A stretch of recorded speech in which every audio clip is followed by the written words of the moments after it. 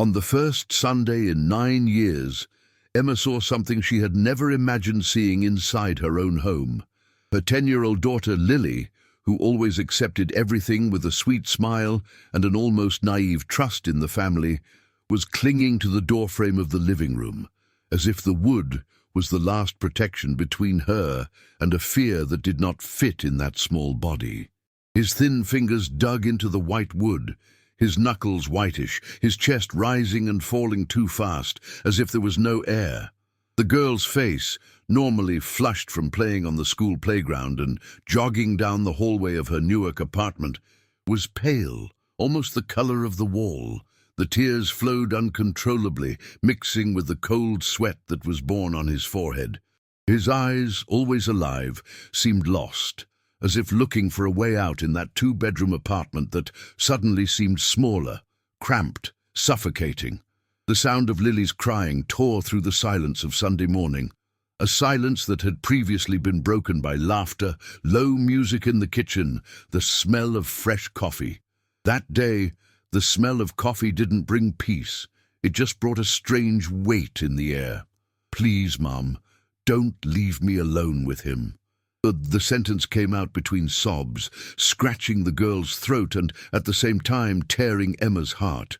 The words seemed absurd, almost unbelievable, because they were linked to the man who, all her life, was seen as the safest figure in the world, Grandfather Robert. The father who raised Emma with toughness but also with presence, the respected veteran of the neighborhood in New Jersey, the man everyone called an example of discipline, of honor, of family. That plea carried something that didn't match his image, something that sounded like a secret too heavy for a 10-year-old to carry alone. Emma felt her stomach turn, as if she had swallowed a stone. A heat rose up her face, followed by a shiver that started at the nape of her neck and down her spine, leaving every part of her body on alert.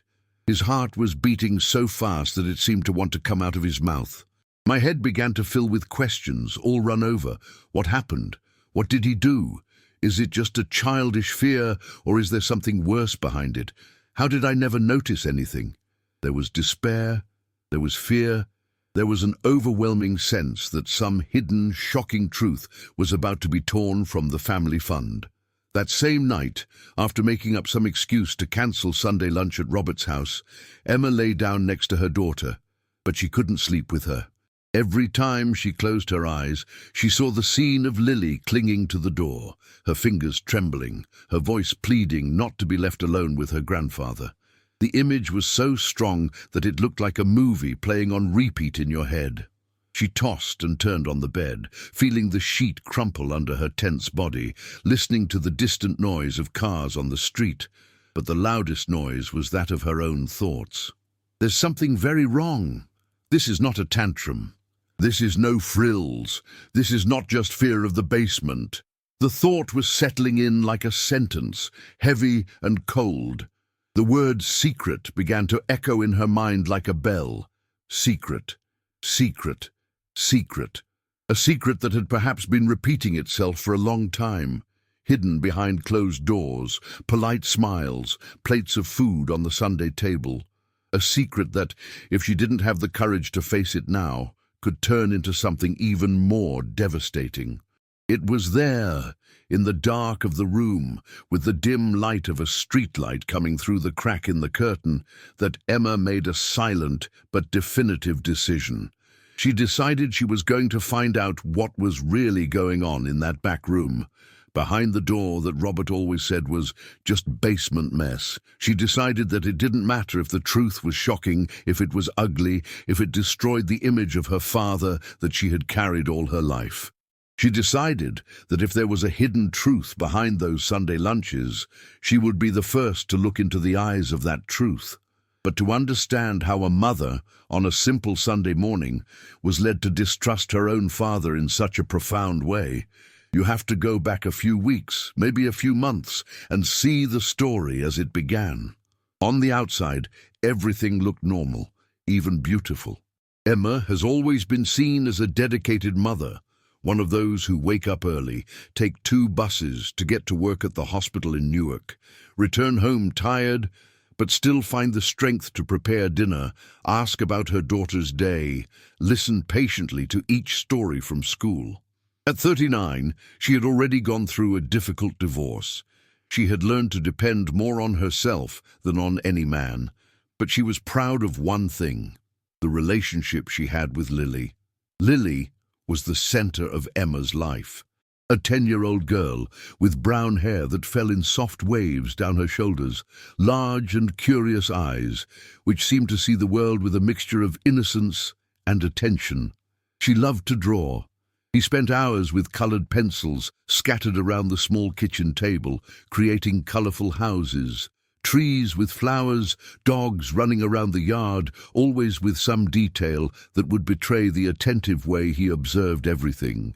In addition to drawing, Lily liked to study.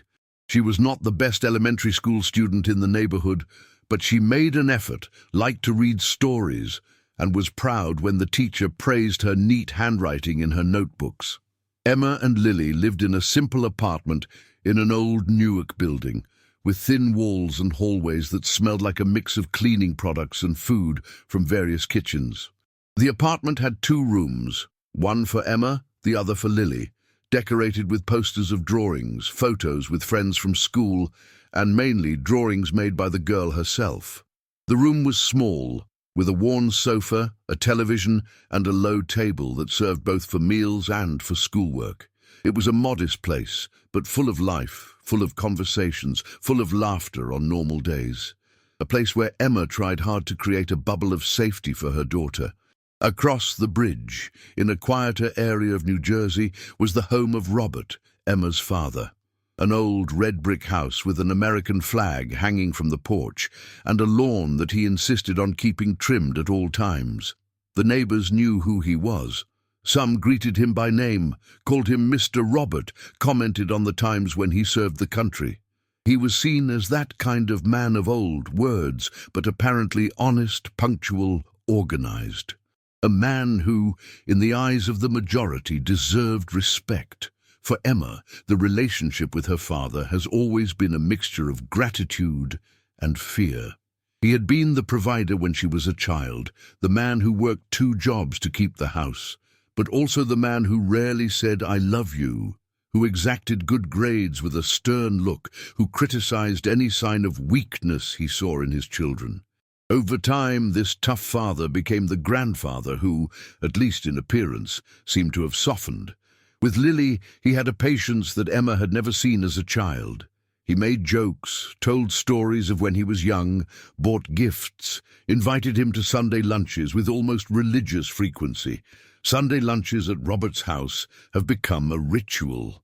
Emma put Lily in the back seat of the simple sedan, followed the streets, past tall trees, houses with decorated balconies, until she reached the red brick house. Lily would run to the backyard, play with her grandfather's dog, help set the table. The smell of tomato sauce, roasting meat, apple pie in the oven, all that created a perfect family image, typical of American movies and series.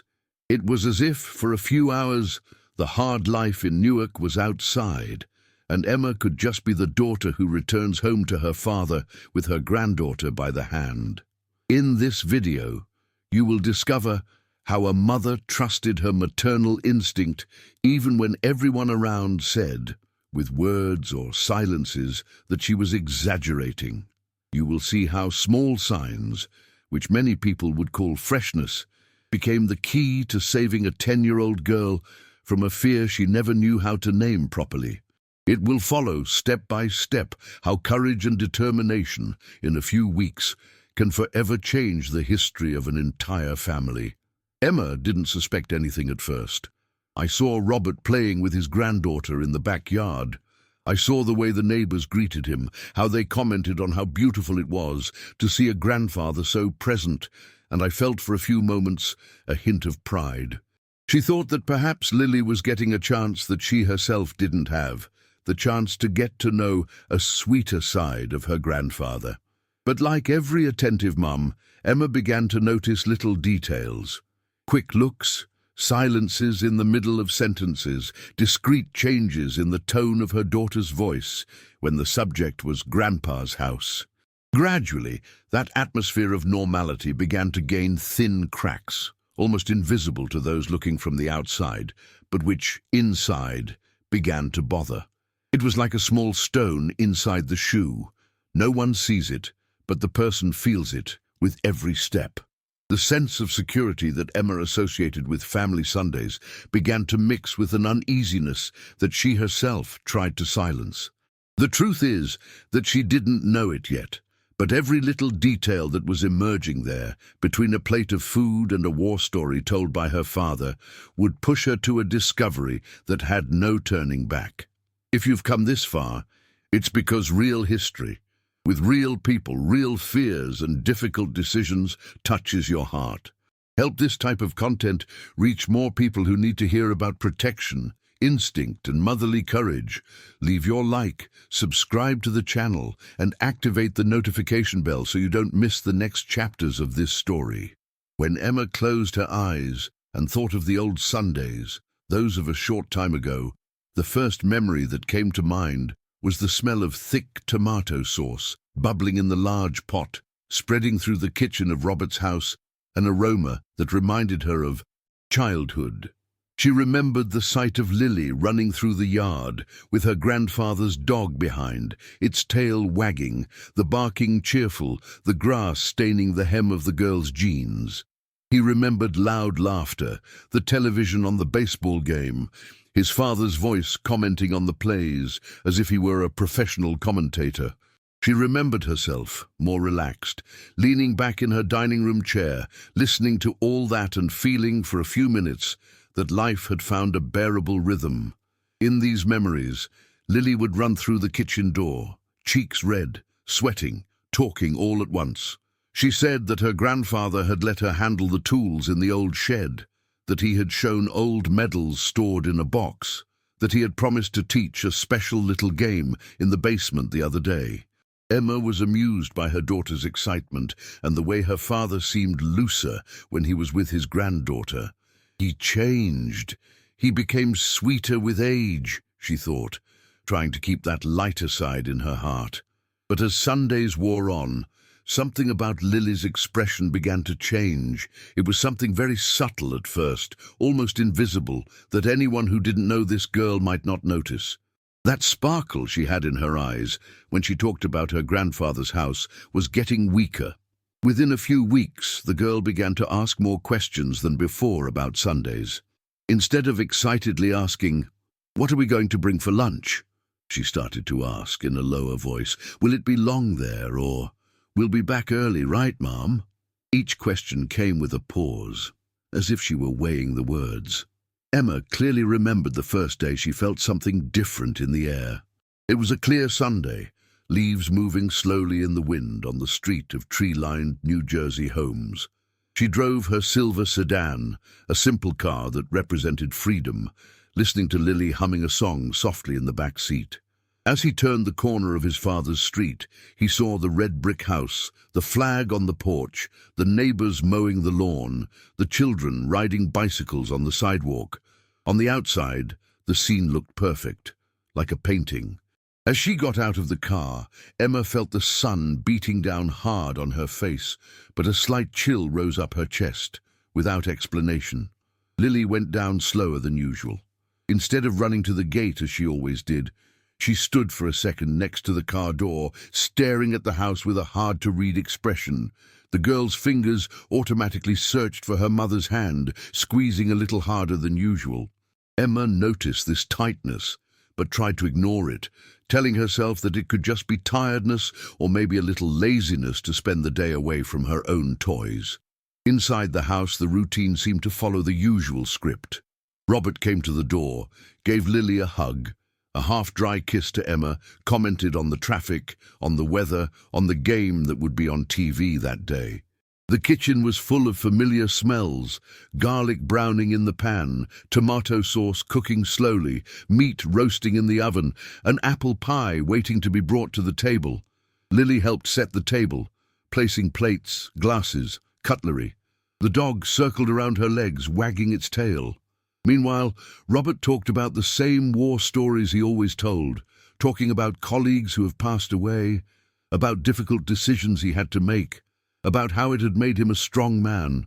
Emma listened with one ear, as she had done since she was a teenager, more out of respect than interest. At the same time, he watched Lily's movements. She noticed that when her grandfather got too close from behind, the girl shrugged her shoulders a little. When he touched her shoulder, she gave a quick smile, but her eyes seemed to flee, looking for another place to settle. After lunch, which went on with the usual conversation, Robert reached into his napkin, wiped his mouth, stood up with his usual calmness, and announced something that seemed to be part of a new custom.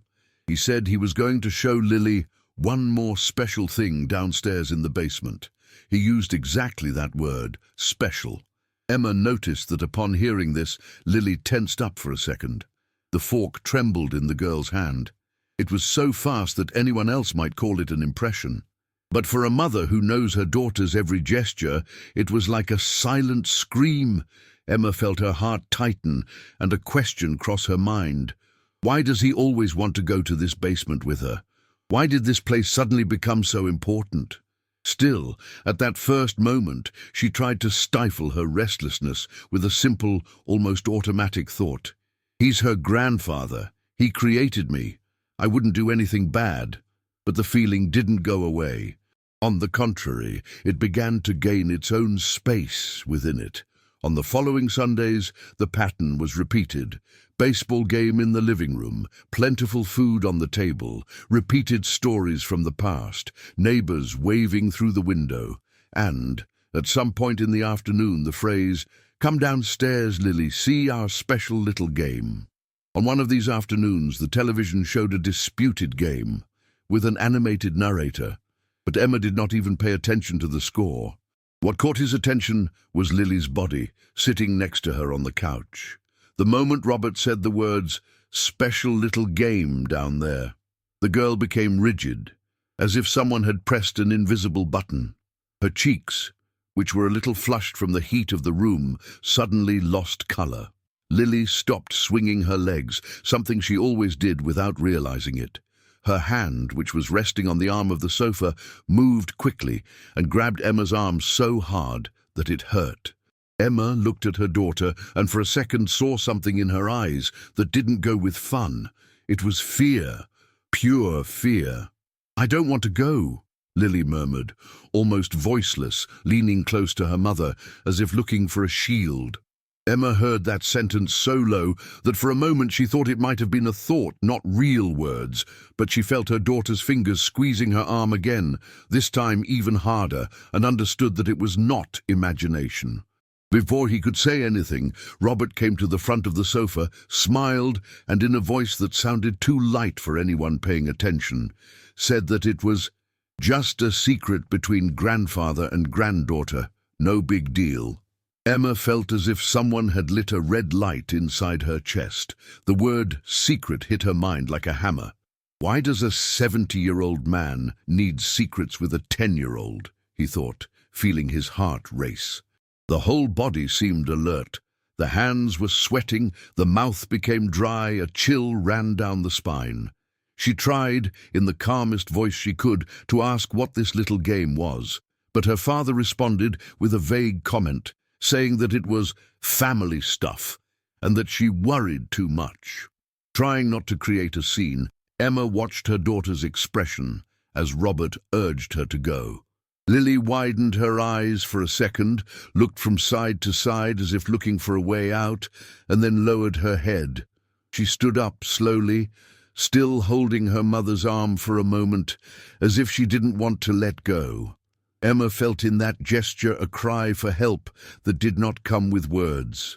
Still, caught between the fear of overdoing it and the fear of being right, she let her daughter's hand slip, felt her fingers come loose, and watched with a heavy heart the girl follow her grandfather through the house to the basement door. As the door closed, a dry noise of wood and metal echoed through the room. Emma stood there, listening to the narrator talk about the game as if she were in another world. The sound of the television seemed distant, muffled, as if it came underwater. The attic of her chest seemed to fill with questions. Am I seeing things where there isn't? Has he always been like this? Am I going crazy? She wanted to get up, knock on the door, tell them both to go back to the living room, but something stopped her. Perhaps it was the custom of obeying her father since she was little. Perhaps it was the fear of accusing without evidence. Maybe it was the shame of imagining something so ugly within one's own family. When Lily came back from the basement about half an hour later, she had a smile on her face, but her eyes were strange. They weren't red, but they didn't have the brightness they used to have. It was as if the girl was wearing a mask. Emma, sitting in the same position, asked the simplest question, trying to appear casual. So, how was the game? Lily responded too quickly, saying that it was normal, nothing much, just a grandfather thing, and changed the subject, asking for water, going to get something from the kitchen. The way she diverted the conversation made her mother's heart knot. That evening, when they returned to their apartment in Newark, the drive in the car was quieter than usual. Emma drove, looking at the road, but the thought was stuck in the red brick house on the basement door in the word secret. Lily, in the back seat, fiddled with her belt, looked out the window, seemed too tired to tell any story. When they got home, the girl went straight to the bedroom, saying she was sleepy. Emma, already in the kitchen, hearing the sound of the bedroom door closing, put her hands on the sink and took a deep breath. If this part of the story is arousing in you a deep curiosity about what really happened in that basement, about what a mother is capable of doing when she realizes that something is wrong with her daughter, keep that feeling. It is important. Comment right now, I want more stories, and if you can, leave your like so that more people have access to this type of alert that can open the eyes of many mothers. In the following days, Emma's routine continued, on the outside, as always. He woke up early, made breakfast, prepared Lily's snack, took his daughter to the point where the school bus passed through the streets of Newark, with old buildings lined up side by side. Then he went to the hospital where he worked long shifts, dealing with patients, colleagues, pressures from all sides. She returned home tired, but even so, she tried to remain calm and present with her daughter. Life went on, but something inside her had changed. It was as if a silent alarm had been turned on, and she could no longer turn it off. Every night, as she stirred the pot of pasta or fried a piece of chicken, Emma watched Lily more closely. I noticed the way the girl did her homework at the small kitchen table, the way her shoulders tensed a little when she mentioned anything related to Sunday. One day, while she was putting away the dishes, she saw Lily drawing another house in her sketchbook. On paper, there was a house very similar to Robert's, bricks, windows, a small door in front. But in one corner, almost hidden, there was a second, larger door, all painted black, without a handle. "What door is that, daughter?" Emma asked, trying to sound curious, but feeling a tightness in her chest.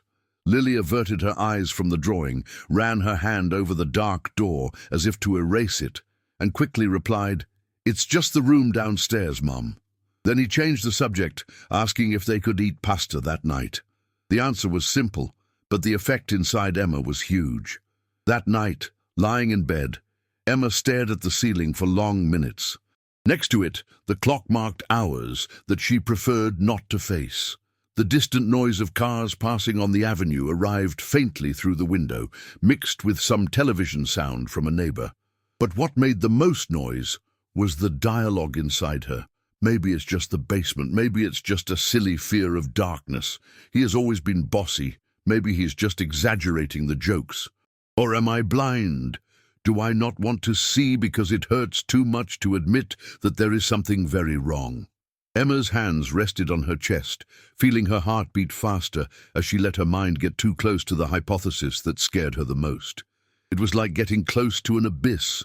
A part of her wanted to run away, pretend that nothing was happening, that it was just a matter of imagination, that her daughter's fear would pass.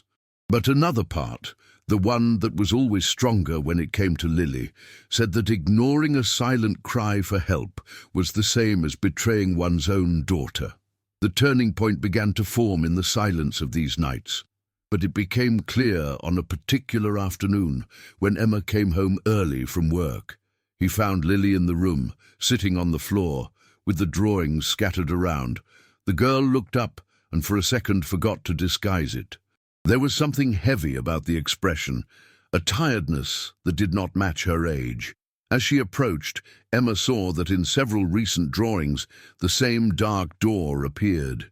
In some, the house was colourful, but the door was always black, without details, without light around. "Why do you draw this room downstairs so much, my love?" Emma asked, sitting next to her on the floor. Lily shrugged, squeezed the pencil between her fingers, the tip almost breaking, and replied, "Because I remember her all the time." It was a simple sentence, but full of weight. Emma felt a lump in her throat. It was no longer possible to treat that as a coincidence. It was no longer possible to say that it was just a childish fear of the dark. "Oh my God, I was right!" The thought raced through her mind hard, not in the sense of feeling proud of getting it right, but in the sense of realizing that the intuition she was trying to silence was just screaming louder now. His heart raced. His hands became cold. The guilty conscience, which had previously tried to push doubts under the rug, began to organize itself into a decision. It could no longer stand still. That night, as she stirred the sauce in the pan and smelled the smell of tomatoes and garlic take over the small apartment, Emma understood that something inside her had changed for good. She was no longer just a worried mother trying to convince herself that she was overreacting. It was a mother who had seen her daughter draw, repeat words, hold her own hand in fear, ask not to go. And that, for a mother, is more than enough to set off all the warning signs. From then on, it was no longer enough to observe. It was necessary to act. But what happened in the next few hours would destroy all the certainties she had about her father, about her family, and above all, about how dangerous silence can be inside a house. If you are here so far, it is because this story is stirring up some memory, some feeling of protection, some situation that perhaps you have lived or witnessed. What follows will show the exact moment when everything changed for Emma and Lily, so be aware. At the end of this whole story, the complete outcome, with details that few people would have the courage to face, will be revealed. Stay with me until the end, because every bit of this path matters.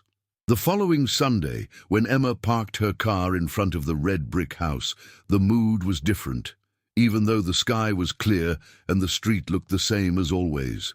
The narrow hallway of Robert's house, which she had so often crossed without thinking, seemed colder that day. As he entered, he felt the familiar creak of the wooden floor beneath his feet, each step making a low noise, as if the house was whispering something no one wanted to hear. The smell that came from the bottom was no longer just food. Mixed with the aroma of meat and spices, there was a heavier, musty smell of a place that was too closed for too long. Lily pulled right behind her mother, but instead of running into the backyard, she stopped in the middle of the hallway. The small fingers grabbed Emma's hand so tightly that she almost dropped the bag she was carrying on her shoulder. The girl's fingers were cold, as if she had just come out of a cold place. Emma looked at her and saw that her eyes, which had previously lit up when they saw her grandfather's dog, now avoided any eye contact with Robert. When her grandfather appeared at the kitchen door, wiping his hands on a tea towel, with the smile that everyone would say was that of a man happy to see his family, Lily lowered her head and suddenly said she had a headache. It was something completely out of the norm for her, who always asked to play, who always wanted to stay awake a little longer, who rarely complained of any pain. Emma was surprised at the time, feeling another sign add to the previous ones. Robert, however, reacted with an expression that to anyone else would seem only grandfather's concern. He approached, ran his hand through his granddaughter's hair, and said that maybe it was just tiredness, that a little rest would be good. Then, with a smile that now seemed more forced in Emma's eyes, he added that later, when she got better, they could see that special little game down there. The insistence on that special word sounded more and more strange, as if he was hiding something behind him. Emma noticed at that moment a detail that made the cold inside her increase. When he looked at the end of the hallway, where the door leading down to the basement was, he noticed that there was a new metallic lock shining on the dark wood. He didn't remember seeing that lock there before. Why would he put a new lock in the basement?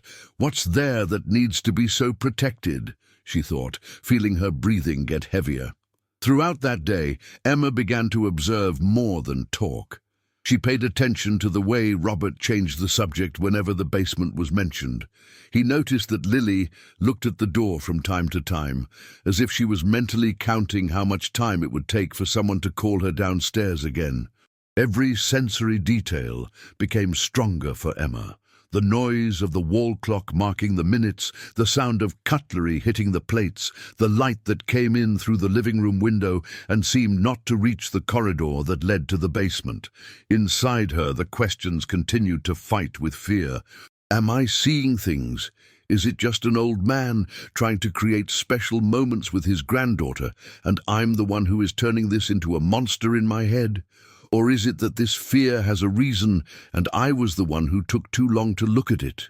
The feeling was of being torn between the love she once felt for her father and the love she feels for her daughter, and realizing that now the two loves were on opposite sides of the same door. The investigation, even though Emma did not yet use that word with herself, had begun there. Not in a police station, not with recordings or evidence, but with the watchful eye of a mother, with the silent decision not to ignore anything else. While everyone around seemed to see only a devoted grandfather and a granddaughter privileged to have this attention, Emma began to see, with painful clarity, a sequence of signs that pointed to something that no one wanted to imagine. And with each approaching Sunday, each time the car drove back toward the red brick house, the tension inside it grew, because, as much as one part still whispered that she might be exaggerating, another part screamed that if she didn't do anything, she could regret it for the rest of her life. And that part, the part that spoke the language of the maternal instinct, grew stronger every week. One week afternoon, back in her apartment in Newark, sitting at the kitchen table with a mug of coffee in her hands, Emma finally turned that restlessness into a decision. The smell of freshly brewed coffee rose, mixed with the smell of food that was left over from dinner. But what she really felt was a smell of change in the air. He looked at the door of Lily's room, where the girl was drawing some kind of drawing, and thought about everything he had accumulated in the last few Sundays. The drawings of the dark door, the cold hand in the hallway, the plea not to go, the insistence of the she recalled her father's history, each episode of orders and excesses within the house where she grew up. She remembered the controlling way he decided what she could wear, who she could go out with, the harsh tone of voice when something went outside the standard he considered acceptable. She remembered phrases he repeated, "You don't know anything. Maybe it's me. Children don't have to get involved in adult matters. You don't need to tell your mother everything." At the time, these phrases were part of the routine. Now, looking at their own daughter, they gained a different weight. "If I'm right, I can't waste another Sunday pretending normality," she thought, feeling her whole body tremble, as if the very chair she was sitting in was shaking. The fear was enormous, fear of facing the father, fear of discovering something really dirty, fear of being wrong and being accused of exaggeration. But the biggest fear was another. The fear of failing Lily, the fear of in a few years hearing from her own daughter that she signaled her fear and the mother did not want to see it. This decision, made there, with a cup of coffee cooling on the table, was what gave Emma the final push to move from the phase of observing to the phase of acting. From that moment on, she began to plan, not only imagining possibilities, but thinking about concrete steps. Who could hear? What could she do without putting her daughter at risk? How could he know what was happening behind that door without alerting his father ahead of time? The next Sunday, she knew she wouldn't enter the red brick house in the same way. Now, in addition to mother and daughter, there would be a third presence in that place, the decision to observe every detail with the clarity of someone who is finally willing to face the truth. And the more I thought about it, the more my body trembled, not only with fear, but also with a courage that was beginning to be born, timid but firm, inside my chest. If this story is already changing the way you look at maternal instinct, at the little signs that are often treated as exaggeration, keep this in mind when you listen to the next excerpt.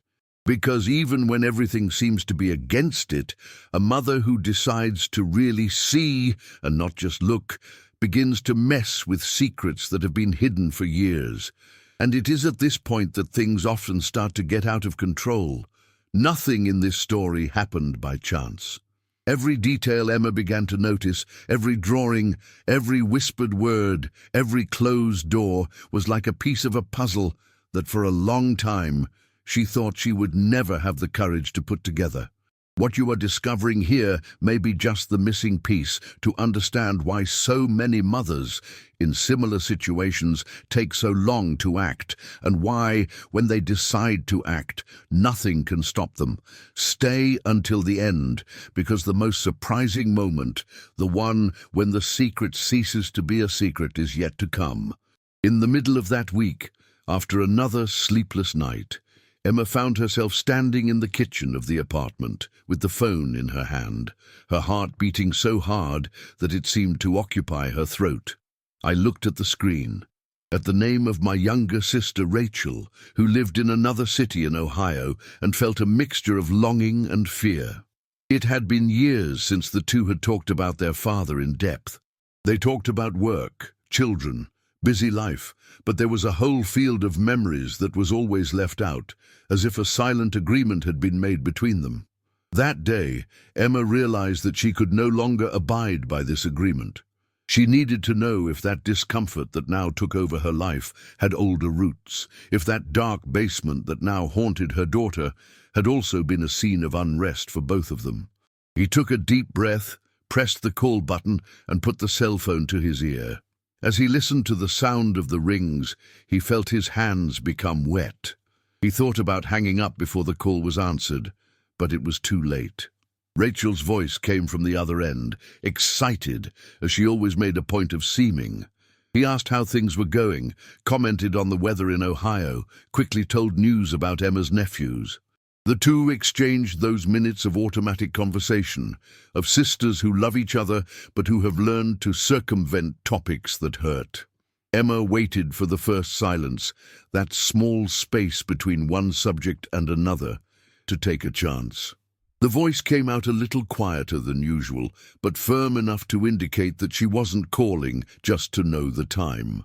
He asked bluntly if Rachel remembered a time when, as children in that Ohio house, they had felt uncomfortable with their father, especially in the basement. On the other end of the line, for a few seconds, he heard nothing. Not the background noise, not breathing, nothing. It was a silence so heavy that it seemed to have physical weight, as if someone had put a stone on the telephone line. Emma repeated her sister's name, thinking the call had dropped. Then she heard Rachel let out a short, nervous laugh, the kind people use when they want to change the subject quickly. The sister said that she did not remember anything specific, that at that time everyone was really harder, that nowadays things are seen with different eyes. He spoke in a hurried tone about how late they were at work, commented that the boys had a test at school, and amended an excuse to hang up, saying that later he would call more calmly. Before closing, he said only one phrase that echoed in Emma's mind. "Don't start digging old stuff, Emma. It doesn't do anyone any good." The call ended, and Emma stared at her own reflection on the erased screen of her phone. That long silence, followed by flight, said more than any objective answer. If there was nothing, why so afraid to speak? Why that need to end the conversation, to push the subject away? It was as if suddenly their entire childhood in Ohio flashed before their eyes like a movie, and Emma wondered how many scenes she had erased from her own head in order to get on with her life. At night, after Lily slept, Emma went to her bedroom closet and pulled out a large cardboard box from upstairs, one of those that keep what we don't want to see every day, but also don't have the courage to throw away. It was the box where the old family photos were. He took the box to the living room, turned on the dimmer light, sat on the floor with his legs crossed, and began to rummage through yellowed envelopes, albums with plastic already half loose photos in black and white, others in faded colors. Each image was a window to a time that seemed simpler, but that now, in a new light, gained other contours. There were photos of birthdays, Christmas, vacations, all with an air of normality. In several, the father appeared smiling, holding Emma or Rachel in his lap, with the house in the background, until she began to notice something that had previously been overlooked: the basement. They will not put it in itself, but its presence in the photos. In many images taken in the backyard of Ohio, in the background, almost always, a door appeared. A dark wooden door, sometimes ajar, sometimes closed, but always there like a silent character. In one particular photo, which seemed to have been taken in a late afternoon, Emma found herself, at the age of 10, very similar to Lily at her current age, sitting on the stairs that led to the basement, with her father by her side. He had one hand resting on her shoulder. Her face in the image had a half smile, but her eyes seemed averted, as if looking into the distance, at something else. Emma frowned, felt a shiver go up her arm. I had never paid so much attention to that photo. He wondered why someone would have taken a picture there, at the entrance to the basement, and not in the living room, on the balcony, in the lighted backyard. The more she looked at those images, the more she felt that the basement was not just any room in the house. It was almost a symbol, a place that had always been there, on the periphery of their lives, but that no one commented on openly, a place that carried an uncomfortable silence. He put the photo aside, separated from the others, as if that piece of paper had gained a new meaning. When she closed the box hours later, her eyes burning with fatigue and her chest heavy, Emma was sure of two things. The first, there were memories hidden in that family that no one wanted to touch, memories that might never be fully brought to light. The second, as much as the past hurt, the danger was now in the present, in her daughter's life, in that New Jersey basement that seemed to repeat, in a disturbing way, the old basement in Ohio. It was no longer enough to look back in fear. She needed something current, concrete, that could be shown, that no one could deny. He needed proof. This decision has become a point of no return. From then on, Emma's every gesture was guided by this aching awareness. The following Sunday, she re-entered the red brick house, but this time with trained eyes. He walked down the corridor, smelled the smell of mold mixed with the smell of food again, heard the creaking of the floor, but now everything seemed clearer. She felt her hands get sweaty, as if each step took her closer to something she needed to see, even though she was terrified of what she would find. When Lily was called again to the so-called special little game, Emma didn't just sit in the living room pretending to watch television. With his heart in his hand, he waited a few seconds, got up slowly, and saying he was going to the bathroom, walked down the silent corridor until he approached the basement door. The whole body trembled, each breath seemed too loud. He stopped a few steps from the closed door, leaned against the wall, tried to control his own pulse. I could hear from above some muffled sounds. A low male voice, probably his father's, and what sounded like the sound of a shuffling chair. The desire to open that door on the spot was enormous. The hand even approached the doorknob. But an even greater fear prevented her from acting that way. She thought of her daughter. She thought of her father. She thought about what it would mean to open that door without any preparation. If I open it now and I'm wrong, he'll say I'm crazy. If I open it now and I'm right, I can put Lily in danger. I need to be smart, not impulsive, she repeated to herself, taking a deep breath. The body called for action, but the head, this time, asked for strategy. He returned to the room with short steps, feeling his heart still racing. That day, he was unable to execute any plans, but he understood with painful clarity that the time of maybes was over. He might have been like that with her and her sister in Ohio, but it wouldn't have been like that with Lily without her reacting.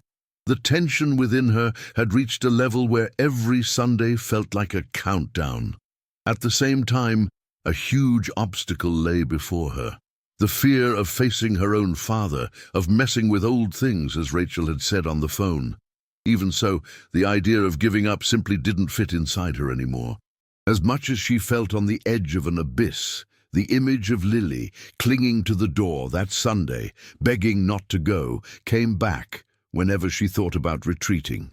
It was as if that scene was the rope that pulled her forward, reminding her that no matter how much it hurt, she needed to keep going. A few days later, on a seemingly ordinary night, Emma and Lily were sitting on the worn sofa in the living room of the apartment. The television was showing some program, one of those that the two of them didn't even pay much attention to, serving more as background noise than really as a distraction. The light in the room was yellowish, bringing a sense of intimacy, but on that day, the intimacy Emma sought was not just to share silence with her daughter. She knew she needed to try again to get closer to the truth through the girl's own mouth. He called Lily closer, pulling her affectionately by the shoulder, and felt the weight of her daughter's body touch his. Her heart sank when she realized how that body, which once fit entirely in her arms, now occupied almost half of the sofa. Time had passed, and she couldn't change that. But perhaps there was still time to change the course of what was happening. In a soft voice, trying not to start, Emma asked why Lily was so afraid of her grandfather's house. He didn't use big words. He didn't use accusation. She just asked, looking into her daughter's eyes, hoping that her gaze would say what words might not yet be able to say. Lily took a few seconds to respond. She widened her fingers, twisted her hands together, pulled a small, loose line from the hem of her shirt, as if looking for something to cling to while her mind struggled with things that didn't seem simple. When he finally spoke, his voice came out trembling. He said he didn't like the way his grandfather closed the door when they went down to the living room below. She explained that every time she heard the sound of the lock, she felt as if she was trapped there, as if the air was getting heavier, as if time was taking too long to pass. The words, "stuck down there," were dancing in the air between the two, heavy, painful. Emma felt her stomach turn. Her daughter's every word was like a knife scratching a wall that she tried to keep upright. He asked, with all the care in the world, if his grandfather did something, if he said something specific. Lily hesitated. She seemed to look for what she could or could not say. Then, with a look that mixed fear and shame, she said that her grandfather always said that mothers exaggerate everything, that they don't need to know everything, and that some things are secrets only theirs. As she repeated these phrases, Lily lowered her gaze, as if she was afraid she was cheating on someone. Emma felt in that instant as if someone had squeezed her heart with both hands. It was not just the fear of some specific gesture, not yet revealed. It was the fact that the father was teaching his own granddaughter to hide things from her mother, to distrust her mother, to treat the instinct of protection as exaggeration. It was as if, once again, he tried to silence the female voice in the house, as he did so many times in the past, now using his granddaughter as a target. Indignation rose like a fire through his chest, mixed with a deep pain. My father is teaching my daughter to hide things from me. The thought arose whole, of course, impossible to push away. For a second, Emma closed her eyes, feeling the weight of this sentence inside her own head. He opened them again and looked at Lily, who was shaking slightly, even though she was there on the couch in the safety of the apartment. He brought his face closer to hers, and with a voice firmer than he felt inside, assured that in their house there were no secrets that needed to be kept to protect adults.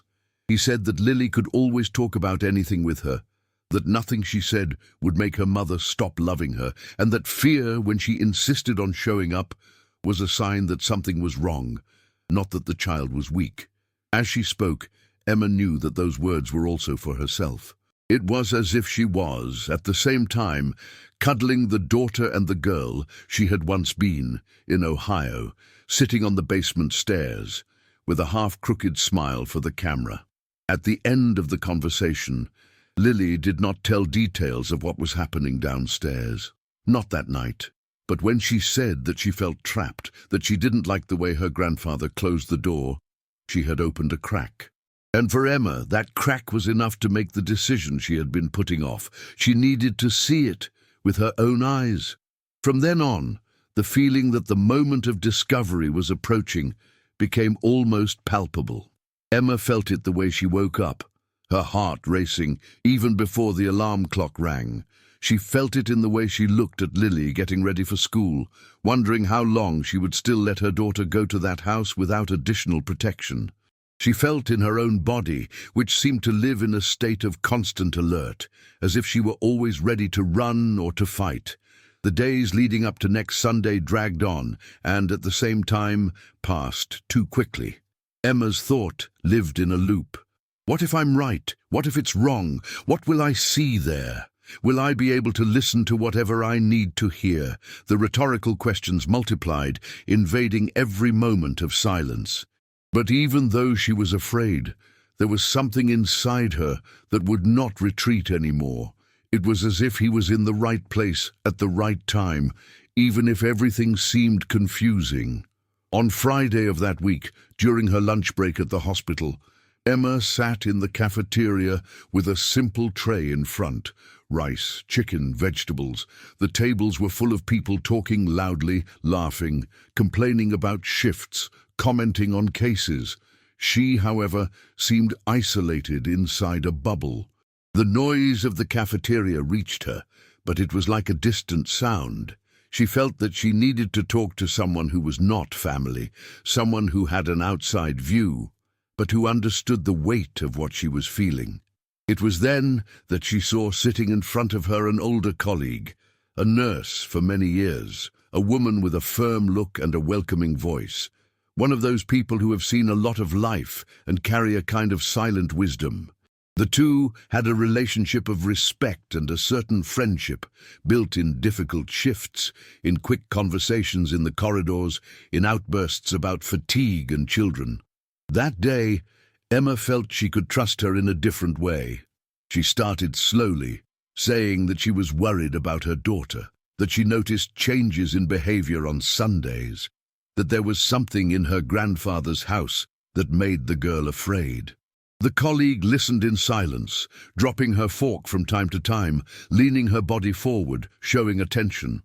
Emma gradually let go and, without realizing it, began to talk about the word secret, the closed door, the feeling of imprisonment that Lily had described, the drawings of the dark door, her grandfather's insistence on being alone with his granddaughter in the basement. When she finished, there were tears contained in her eyes, but also a strange relief for having finally put out loud what she had been carrying alone inside her chest. The colleague took a deep breath and, with a serious look, said that what Emma was feeling was not an exaggeration, that many mothers, for fear of provoking conflicts in the family, took too long to act and regretted it later. He suggested that Emma trust instinct, that she should not minimize her daughter's fear, and that, if possible, she should seek official help. He spoke of the police, of police stations that have sectors specialized in crimes against children. He said that if Emma did not yet feel ready for this step, she could at least try to get some proof. She commented bluntly on the possibility of recording what was happening down there, if that were possible, so that it would not be just her word against her father's. The idea of recording sounded, for Emma, both frightening and liberating. It was like pulling back a curtain that no one had had the courage to move for years. That same day, when Emma left the hospital, she did not return straight home. He got off at an earlier station than usual and walked to an electronics store on a busy corner. The window showed headphones, speakers, small devices. She walked in with her heart racing, feeling like someone who is about to cross an invisible line. He looked for a small audio recorder, something discreet that could be attached to a piece of clothing without attracting attention. The salesman showed some options, talked about more expensive, simpler models. She chose a small, silver model that fit in the palm of her hand. As I listened to the salesman explain how to call, how to save the audio, how to charge the device, I felt my hands sweat. It was not a simple object. It was a kind of key. A key that, if used that Sunday, could open a door that would never close in the same way again. As she left the store, bag in hand, Emma felt a mixture of fear and strength. Fear of what I could hear. Fear of the confrontation that would come later, but also a new force, born of the feeling that for the first time it was not only reacting to the facts. He was acting. She was creating a plan, a path, a way to protect her daughter that didn't depend on anyone else believing or not in her word. The weekend came dragging on, with each hour seeming to carry the weight of a century. On Saturday night, while Lily slept, Emma sat down at the kitchen table, picked up the small tape recorder, turned it on, tested it, heard her own voice saying a few sentences to check the sound quality. She kept the device in a high drawer, out of her daughter's reach, as if keeping something precious and dangerous at the same time. On a rainy Sunday, when he woke up, the city seemed quieter than usual. The rain was falling, leaving the streets wet, the sidewalks shining. The grey sky created a heavy atmosphere, as if the day itself had been chosen to carry everything that was about to happen. Emma dressed quietly, helped Lily choose a comfortable outfit, tied her daughter's hair in a simple ponytail. Before going down to the car, he went to the drawer, took the recorder and put it in his pants pocket. He felt the weight of the device there next to his body. On the way to Robert's house, driving through the wet streets of the suburbs, he hardly spoke. Lily was also silent, looking out the window, watching with her eyes the drops of water that ran down the glass. The noise of the windshield wiper marked a strange rhythm, as if announcing that something important was approaching. As she parked in front of the red brick house, Emma spent a few seconds with her hands still on the wheel, taking a deep breath. The world outside looked the same. Green lawns, trees swaying in the light wind, few people on the street. But inside, everything was different. Before unlocking the doors, he turned to Lily and said, his voice a little breaking, that he needed to put something on her shirt, just so Mom can remember Grandpa's stories later. He took the recorder out of his pocket, turned it on, discreetly checked the signal that it was working, and attached the device inside his daughter's t-shirt at chest level so that it was completely hidden. His hands trembled as he did so. Lily looked at her with a mixture of curiosity and apprehension. Emma then held her daughter's face with both hands and asked that, if something bothered her downstairs, she should think of her mother's voice there with her, as if the tape recorder was a way for Emma to enter that basement without stepping on it. "You're not alone, even when I'm not around physically. I'm here," he assured. The girl nodded, swallowing hard. Lily's every step towards the basement door, later, already inside the house, would echo inside Emma's chest like a drum. Every noise, every word recorded by the small device would soon be the dividing line between doubt and certainty, between secrecy and discovery. And as much as the fear was still huge, a part of her knew that there was no turning back. As the afternoon wore on, Emma tried to maintain some semblance of normalcy. He helped in the kitchen, talked superficially, answered his father's questions about Lily's school, about working at the hospital. He observed every gesture, every look. When Robert suggested once again the special little game down there, he felt his whole body shiver. The time had come. Lily stood up reluctantly, but without protesting loudly. She looked quickly at her mother, and Emma replied with a firm look, as if to say without words, "I know. I'm here." He saw the two walk down the hallway, heard the noise of the basement door opening, then closing with that dry sound he already knew. The silence that followed was almost unbearable.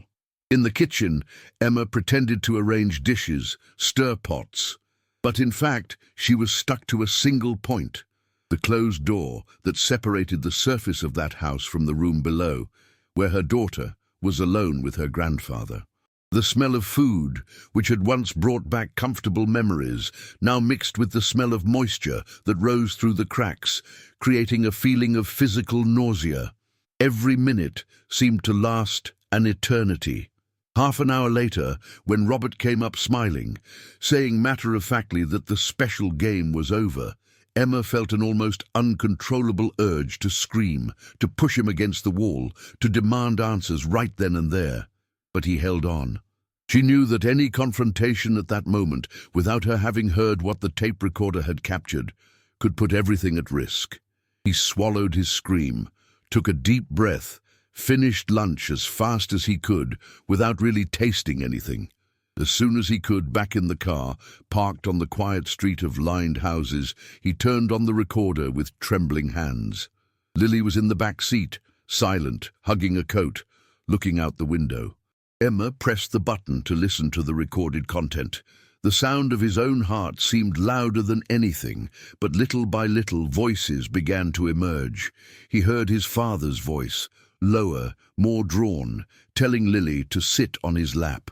He heard comments that, out of context, someone could try to defend as innocent, but that, in the aftermath, showed cold control.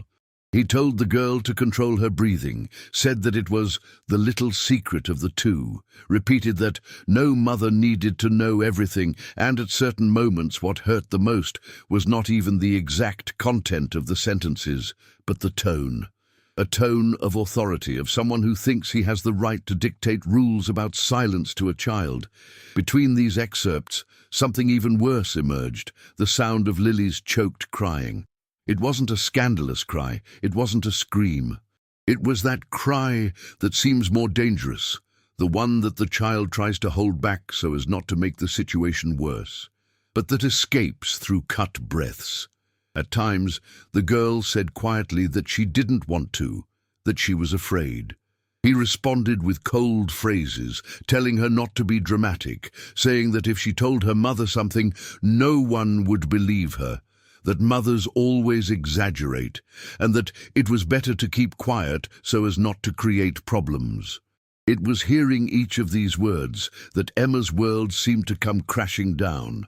The hand that held the tape recorder began to shake so much that she had to support it on her lap.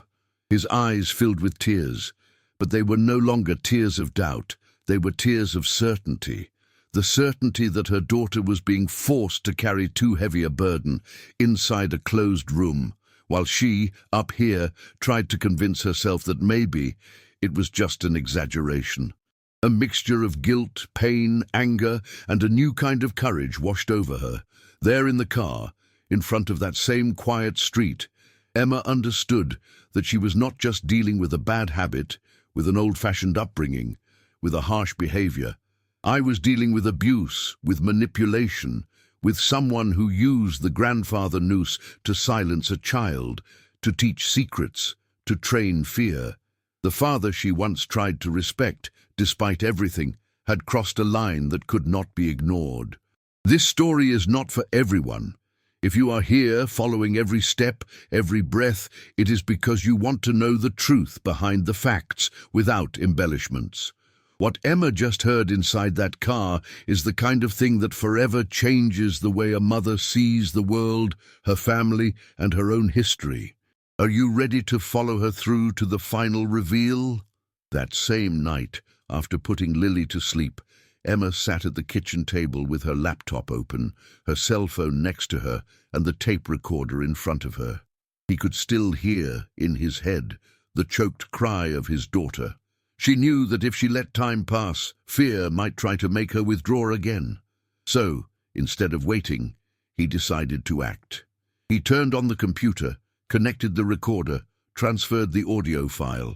He reproduced some excerpts once again, pausing, taking a deep breath, coming back, not to torture himself, but to be sure of what he was dealing with. Then he opened a simple text program and began to transcribe the main lines.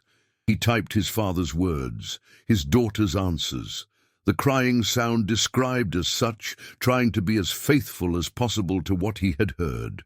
Each sentence written felt like a stab, but also one more brick in a building that she knew she would need to present to others. When he finished, he printed the document, his hands still trembling as he picked up the sheets that came out of the printer. He kept the transcript in a transparent plastic folder. It didn't stop there. She sent the audio as an attachment to an email that she used little, only for important things, with a simple message to herself, a kind of guarantee that, if something happened to the recorder, it would not be lost. Then she took out her phone and sent the file to her fellow nurse, who had been the first to hear her story without judging, and to her sister Rachel with a short message. "I had to see it to believe it. Now you can't pretend it didn't happen anymore." He didn't know how his sister would react, but he felt that he needed to document, to spread the evidence so that later no one could say that she exaggerated or made it up. On Monday morning, with the same briefcase in hand, Emma took a different route on her way to work. Instead of going straight to the hospital, he got off a few stops earlier and walked to the Newark police station, which had a section dedicated to crimes against children. The building wasn't beautiful or welcoming, but at that moment it seemed like the only place where she could turn that horror into something that would result in real protection for Lily. He entered, approached the counter, felt his legs trembling, but explained in a firm voice that he needed to talk to someone specialized in situations involving children and family members. She was directed to a simple room with a table, 2 chairs, a narrow window. Shortly after, a middle-aged policewoman entered, with a serious expression but a thoughtful look. Emma told everything, from the first signs to the audio recorded on Sunday. The police officer listened, asked questions, asked to hear the file. When the audio was played in that room, with the police officer present, Emma felt something different. It was no longer just her, alone, listening to it in a car. Now there was an authority listening as well, someone who knew cases, who knew what could be classified as a crime. At the end, the police officer took a deep breath, looked Emma in the eyes, and said that she had done the right thing, that many mothers took longer, and that thanks to that recording, it would be possible to act faster and safer. The police officer explained that to protect Lily and ensure that Robert could not defend himself only on the basis of his word, a flagrant act would be organized. He suggested that next Sunday, everything be done as usual, but that Emma should let her know when she was on her way to his house so that discreet vehicles could be positioned nearby. He made it clear that Emma would not be alone, that there would be a team ready to intervene when the so-called special game started again. As she left the police station, Emma felt her heart racing, her hands still cold, but there was something new inside her, a sense of institutional support. It was no longer just an internal conflict between her and her father. Now, there was a system moving, people prepared to act, documents, audios, records. He was still afraid of his father, yes, afraid of his reaction, afraid of the courage he would have to have the following Sunday. But the strongest fear, that of not protecting her daughter, had begun to lose ground. At home that night, he sat next to Lily in bed. The girl held a teddy bear, staring at the ceiling. Emma ran her hand through her daughter's hair, took a deep breath, and said that she knew Sundays had been difficult, that she knew that her grandfather had done things that made her afraid, and that from now on, none of that would happen again. He assured that he was taking action, without going into details that could scare the girl even more. The most important thing at that moment was to convey a message. It's over. You're safe now. Mommy won't let anyone hurt you ever again. Lily cried. A cry different from the choked cry in the basement. It was a cry of relief mixed with fear, a cry that came with loose words. I was afraid to tell. I thought no one would believe it. He said you were going to fight me." Emma hugged her daughter tightly, as if she could, in that embrace, erase every second of terror that the girl lived down there. He said more than once that he would always believe her, that she had been very brave to endure so long, and that from then on she would no longer have to keep secrets that would hurt her. Meanwhile, in another part of the city, the gears of the system began to turn. The police station organized the plan, checked schedules, studied the best way to enter the house without giving time for anyone to hide evidence or change versions. Robert's fate, still at large, had already begun to change, without him knowing it. The words he had used for so long to control, to manipulate, were now recorded in archives, in transcripts, in ears that were not intimidated by the figure of a respected grandfather. On the appointed Sunday, Emma woke up with that strange feeling of living a decisive day. On the outside, he dressed as usual, helped Lily get ready, prepared a simple coffee. Inside, the entire body functioned as if it were on a battlefield. Each thought was a strategy, each gesture a care. On the way to Robert's house, driving through the streets of New Jersey, he sent the agreed message to the policewoman, letting her know that he was on his way. A few blocks before reaching the red brick house, two inconspicuous patrol cars positioned themselves on parallel streets out of Robert's direct line of sight. They were ordinary cars, without sirens on, without flashy lights. Inside, police officers waited for the right moment, following the messages that Emma would send in silence throughout the afternoon. When she parked in front of her father's house, she took a deep breath and for a moment thought about turning around, running away with her daughter, never setting foot there again. But he knew that if he did that, he would only be postponing the inevitable. She entered the house with a controlled smile, greeted her father, who received her with the same facade as always. Lily walked more slowly, but she did what her mother had asked. She stayed close, looked at her from time to time, as if looking for a green light. The routine was followed almost like a script. Lunch, superficial conversations, comments about work, school, life. Everything on top looked the same. Then, as if nothing was happening, Robert repeated the ritual. He put his napkin on the table, stood up and announced that it was time for the special game downstairs. He called Lily by name, opened a smile that to any neighbor looking out the window could seem affectionate. Emma, her hands sweating, felt her heart pound so hard that it seemed to shake her blouse.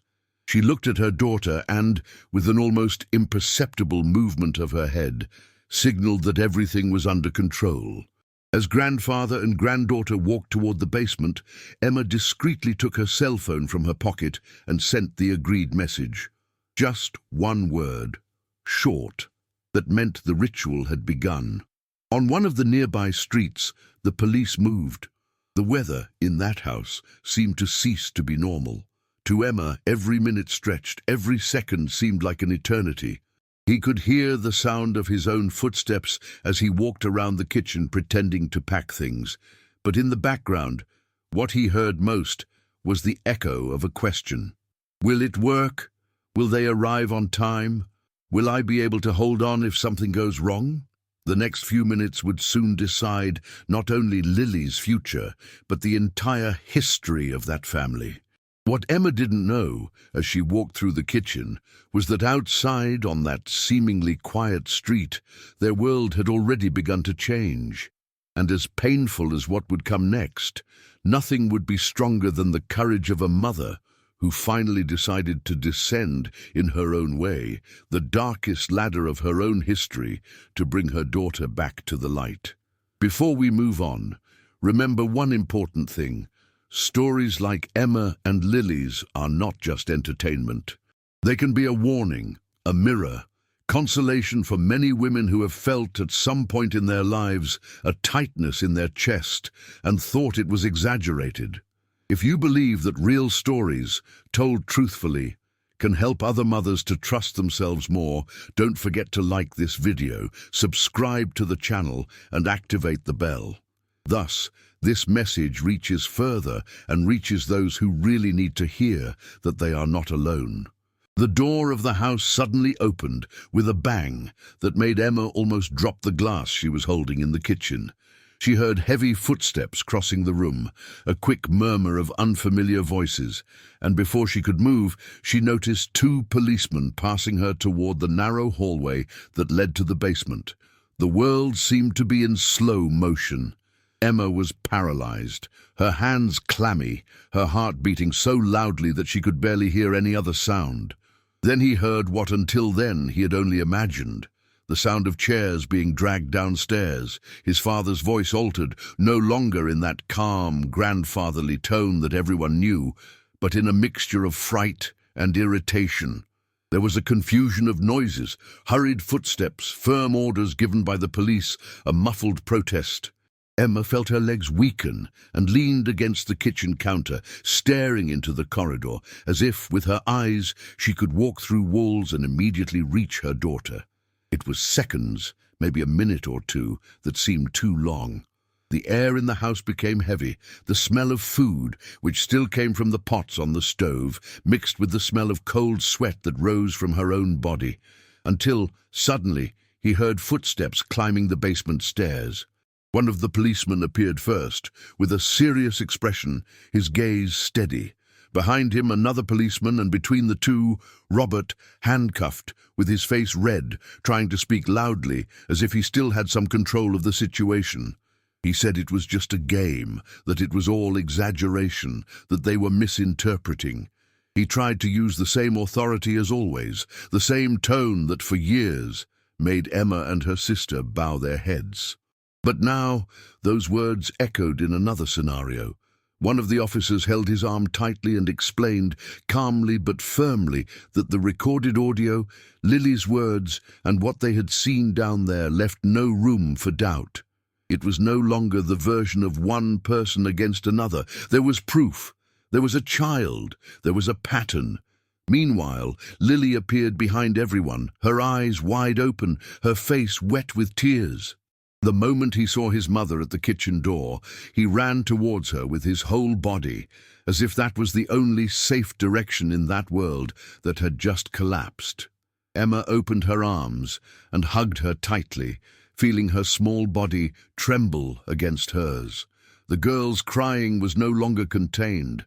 Now she was out free, with loud sobs, as if everything she had held captive for so long had finally found a way out. Emma felt her heart in her hand. He ran his hands over his daughter's back, as if he wanted to protect her not only from the present, but also from the past. He brought his mouth close to Lily's ear and whispered, in a choked but firm voice, a phrase that came loaded with promise and truth. "You will never go down that ladder again." In saying this, he was not only describing the physical basement of that house. She was promising that her daughter would never again be pushed into dark secrets, enforced silences, and hidden fears. As the grandfather was led out of the house, past the room where he had so often been the host of pleasant Sundays, Emma watched the scene with a strange mixture of pain and relief. It hurt to see the figure of her father, that man she once admired for working so hard, for supporting the family, now being taken away in handcuffs.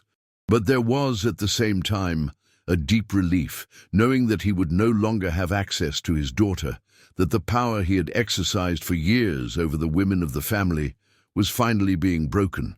For other people, looking from the outside, that moment could only be read as a prison. For Emma it was more than that. It was the end of a cycle.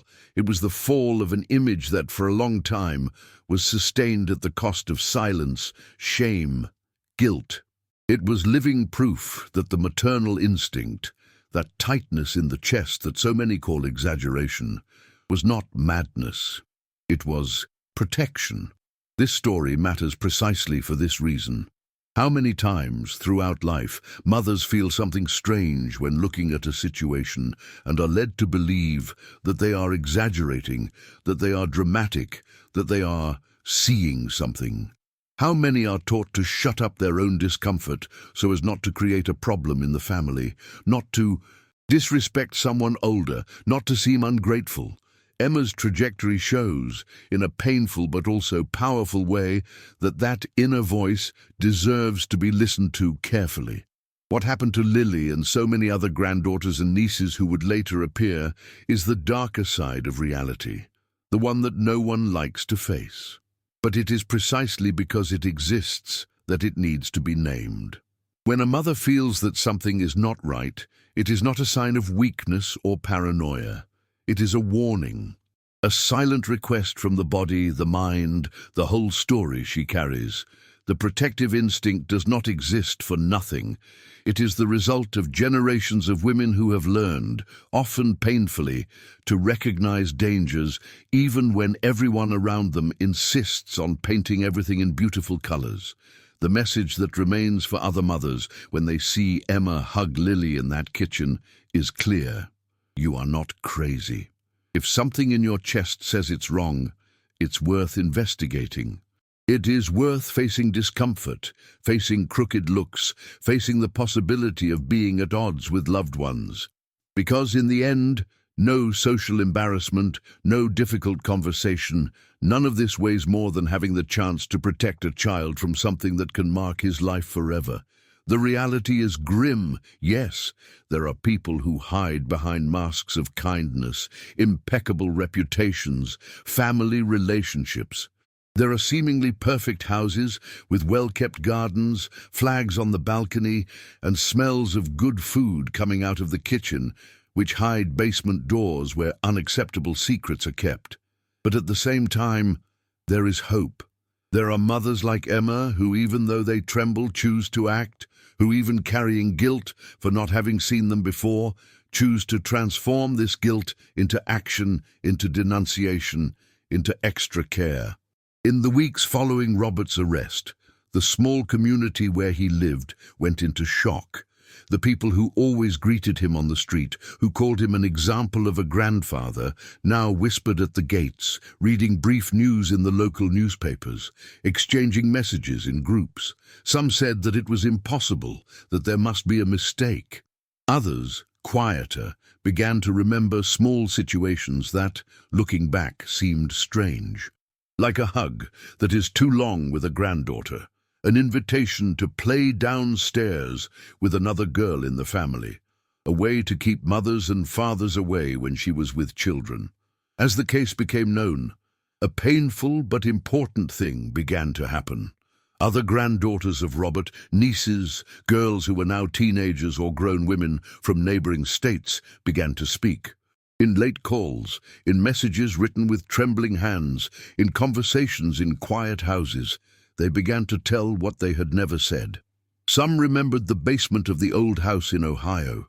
Others, from guest rooms, from corridors, from small jokes that have always been accompanied by a similar phrase, "It's our secret. No one needs to know. Your mother exaggerates too much."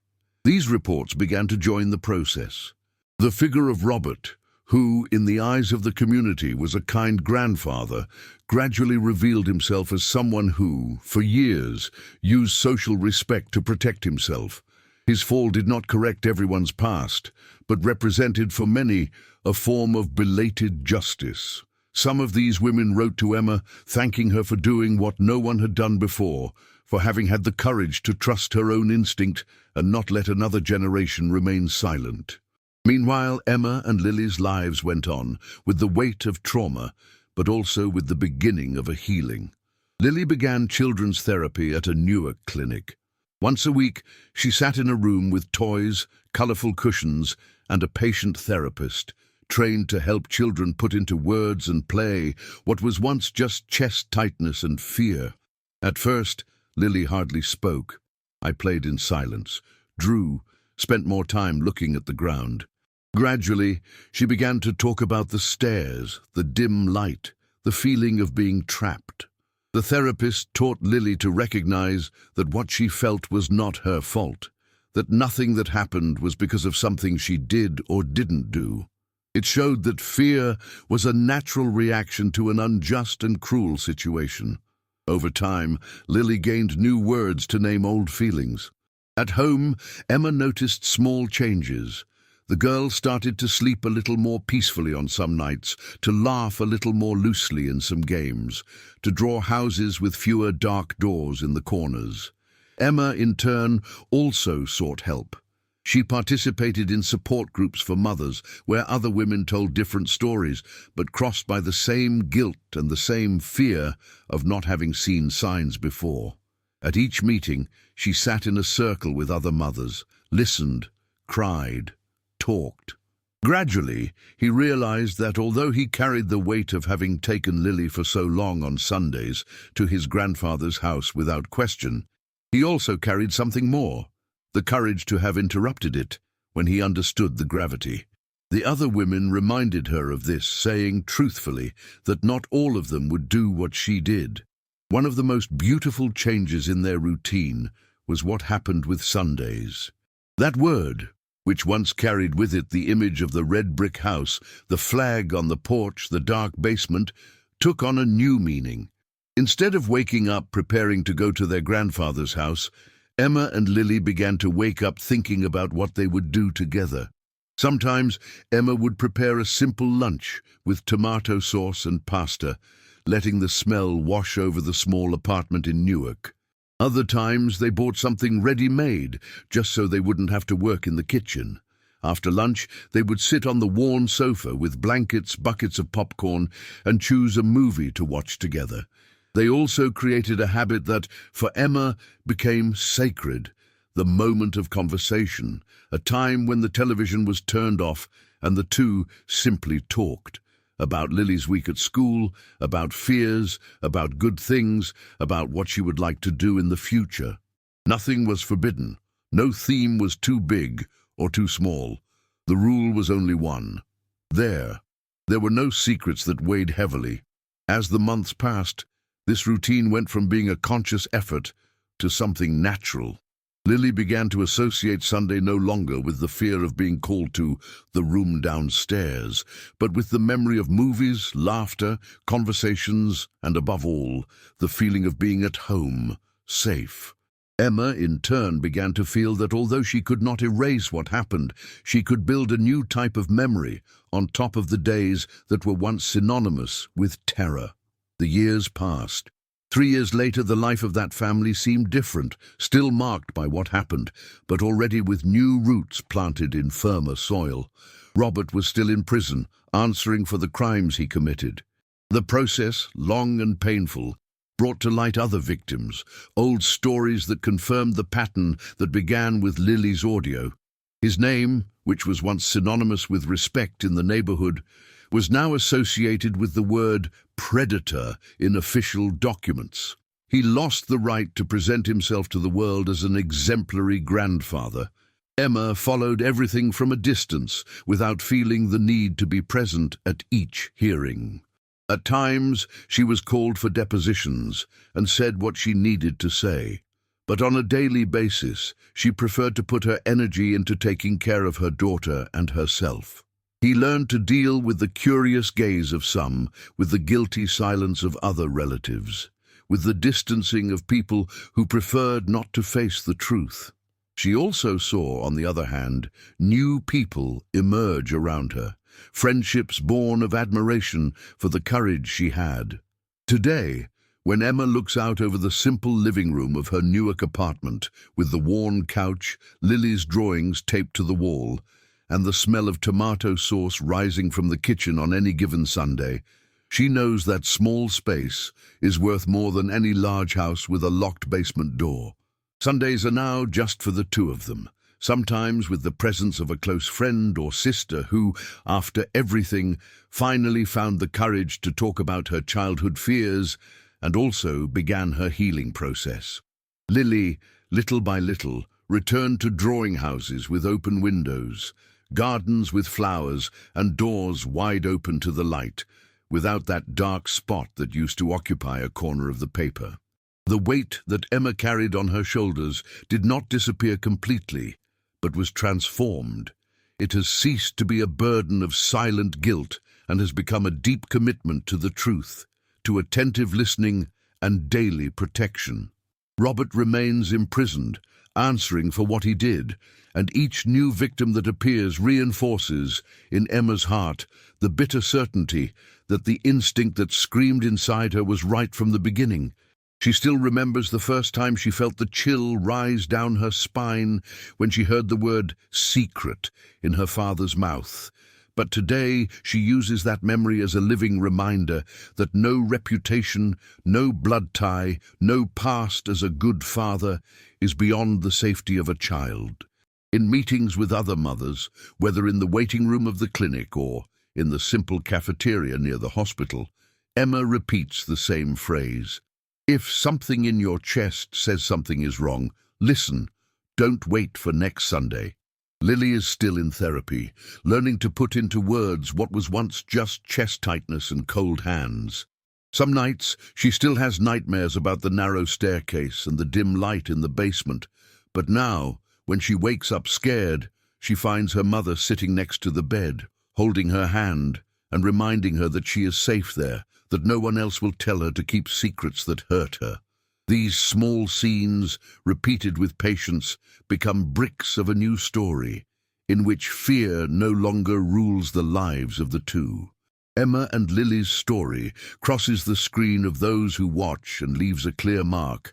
A mother's love can tremble, can doubt itself, can cry hidden in the bathroom after a long day at work, but when it decides to act, it changes destiny, breaks old chains, and protects not only a daughter but often an entire generation.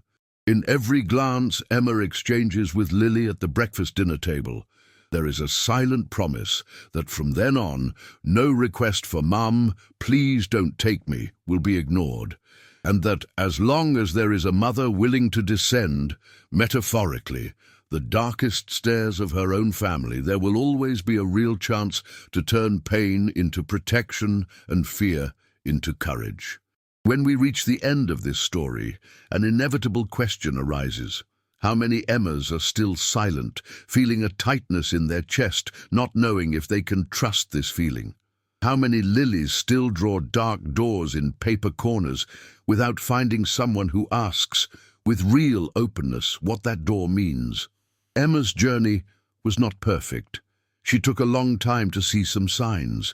She blamed herself for not having pushed her daughter away sooner, but the moment she decided to listen to her own instinct, she started a change that spread beyond her own home. This is the strongest message for those who watch. If something in your routine, in the expression of your son or daughter, in the behavior of someone close to you, makes your heart tighten without explanation, do not throw that feeling away. Question, observe, ask for help. You don't have to wait for a perfect proof to start acting. Real protection is born precisely from this internal listening, from this care that refuses to accept easy explanations when the whole body says that there is something wrong. At the same time, it is important to remember that no one makes this path alone. Emma found support in a co-worker, in police professionals, in therapists, in other mothers. Seeking help is not a sign of weakness, it is part of strength. In the world where so many still prefer to protect names and appearances, every mother who decides to protect her daughter first is building a new, fairer, truer legacy. And if this story touched your heart, if you saw in Emma a little of your own struggle, or in Lily a little of a child, know that this is just one of the many stories of courage that deserve to be told. Don't leave without taking the next step on this journey. Watch the next video that will appear here on the screen, where we continue to bring stories that make you think, feel, and above all, strengthen the protective instinct that exists in each mother and in each person who cares. A big hug, and see you in the next exciting story.